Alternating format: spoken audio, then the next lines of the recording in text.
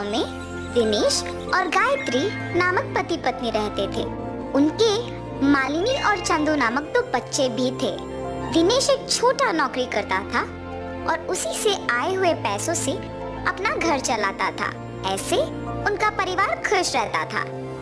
एक दिन दिनेश हमेशा की तरह कार्यालय में अपना काम कर रहा था जब उसे अपने सहयोगी के वजह से नौकरी से निकाला गया था।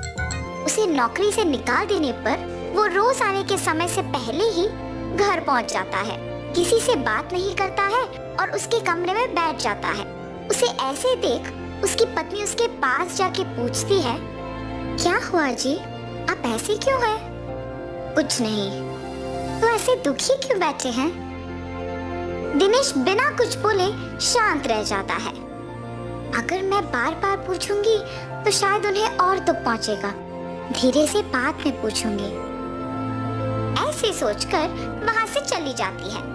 ऐसे कुछ दिन वो नौकरी पे नहीं जाता है और दुखी होकर अपने कमरे में ही बैठे रहता है। कम से कम अब तो बोलिए कि आप नौकरी को ना जाके ऐसे घर पे ही क्यों बैठे हैं?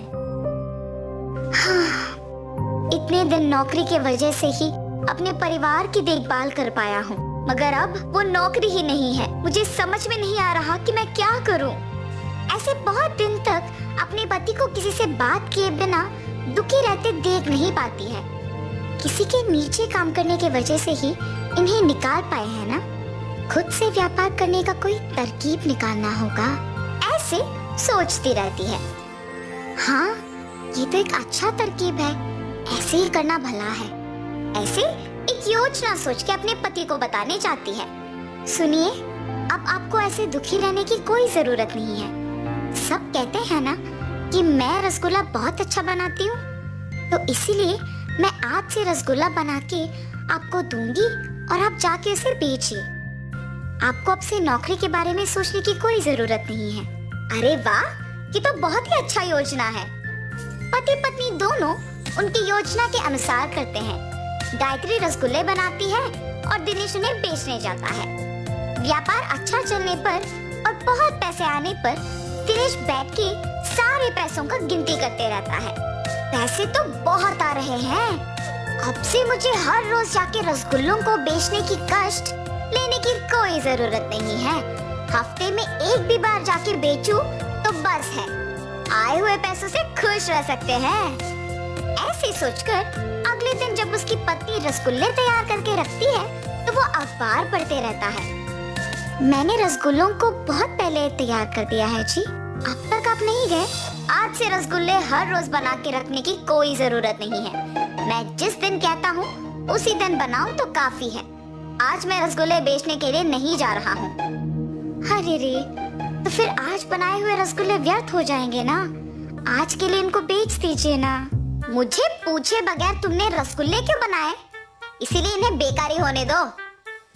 ऐसे गुस्से में उसकी पत्नी से कहता है और उन रसगुल्लों को बेचने बाहर जाता है। तब से उसके विचार के अनुसार ही तभी रसगुल्ले बनवा के बेचने जाता है जब उसे पैसों की जरूरत होती है। एक दिन गायत्री के पास एक आदमी आता है।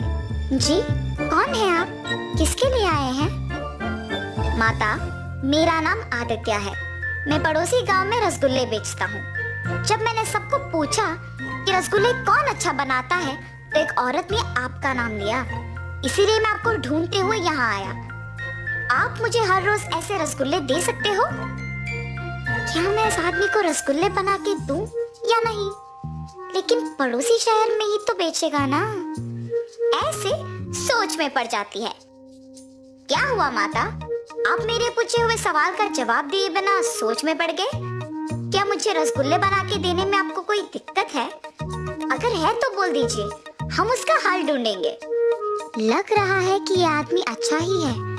अगर मैं इनको मेरे पति के बारे में बताऊंगी तो शायद हम दोनों मिलकर उनमें बदलाव ला सकेंगे। आप किस बारे में इतना सोच रही हैं? मेरे पति भी आप ही की तरह इस शहर में रसगुल्ले बेचते हैं। ऐसे उसको उसके पति के बारे में बताती है और आदित्य सोच में पड़ जाता है। माता, आपके पति को बदलने के लिए मेरे पास एक तरकीब है। मैं निश्चित रूप से उनमें बदलाव लाऊंगा। आप बस मुझ पे भरोसा रखें, रसगुल्ले बना के दे दीजिए। ऐसे वो रसगुल्ले लेकर उसी गांव में दुकान लगा के बेचने लगता है। इतने में पैसों की जरूरत होने पर दिनेश उसके पत्नी से रसगुल्ले बनवा के बेचने गांव में जाता है।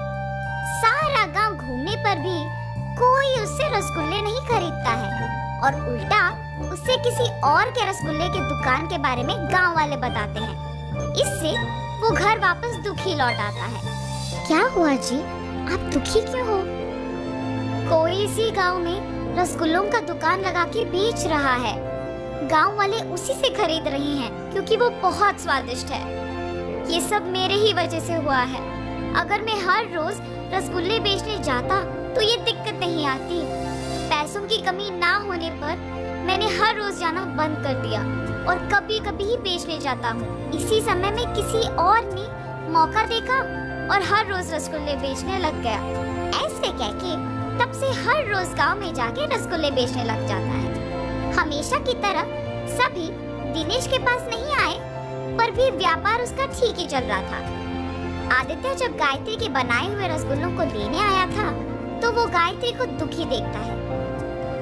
अरे क्या हुआ माता, ऐसे दुखी क्यों हैं आप? कुछ नहीं जी, मेरे पति के बारे में मैंने तो बताया ना आपको। वो आजकल सुधर गए हैं और हर रोज रसगुल्ले बेचने गांव जा रहे हैं। मगर किसी और ने हमारे ही गांव में रसगुल्लों का दुकान लगाया और इसकी वजह से उनका व्यापार पहले जैसे अच्छा नहीं चल रहा और वो दुखी हैं।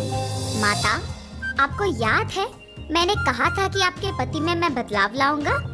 उस नए दुकान को मैंने ही लगाया। ये सब मैंने आपके पति को बदलने के लिए ही किया। अब जब वो सुधर गए, मैं वापस अपने गांव जाके हमेशा की तरह अपना दुकान चलाऊंगा। आप अब इसके बारे में मत सोचिए। ये कह के उससे रसगुल्ले लेके उस गांव में से दुकान निकाल के अपने गांव में लगाता है। तब से दिनेश के रसगुल्लों का दुकान हमेशा की तरह भीड़ से भरी रहती थी क्योंकि सारे गांव वाले उसी के पास आने लगे। वो तो मेरी किस्मत है कि उस आदमी ने उसका दुकान निकाल दिया, वरना बहुत मुश्किल हो जाता था।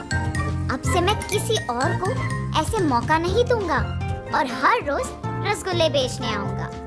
उस दिन से दिनेश ध्यान से रसगुल्ले बेच के अपने परिवार के साथ खुश रहता था।